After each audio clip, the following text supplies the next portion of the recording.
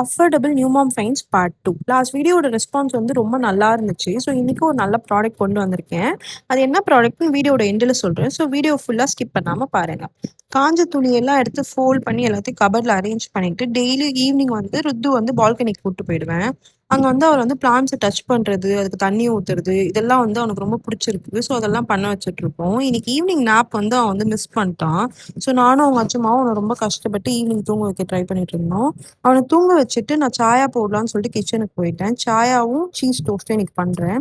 இதோட டேஸ்ட் வந்து ரொம்ப நல்லா இருக்கும். எங்க மாமியார் வந்து இது வந்து பீட்சா டேஸ்ட்ல இருக்கு அப்படின்னு சொல்லிட்டு சொல்லுவாங்க. என்னைக்காவது என்னால் முடிஞ்சா ரெசிபி போடுறேன். நியூ பார்ன் ஸ்டேஜ்ல இருக்கும்போது அவனை வெளில கூப்பிட்டு போனா அவன் டைப்பர் டிஸ்போஸ் பண்றதுக்கே ரொம்ப கஷ்டமா இருக்கும். அப்பதான் நான் இந்த ப்ராடக்ட் கண்டுபிடிச்சேன். இது ஒரு கவர் கேஸ். இதுல ஒரு கேஸ் 2 கவர் ரோல் வரும். ஒரு கவர் ரோல்ல 15 கவர்ஸ் இருக்கும். இது போட்டு ஈஸியா யூஸ் பண்ணலாம். பேக்ல கீ செயின் மாதிரி இருக்கும் பார்க்க. இதுல இருக்க கவர் வந்து ரொம்ப தின்னாலாம் இருக்காது. நல்லா திக்காவே இருக்கும். 1 ஆர் 2 டைப்பர்ஸ் கூட நல்லாவே ஹோல்ட் பண்ணும். இதுல நீங்க யூஸ்டு டைப்பர் போட்டு அழகா நீட்டா டிஸ்போஸ் பண்ணிடலாம்.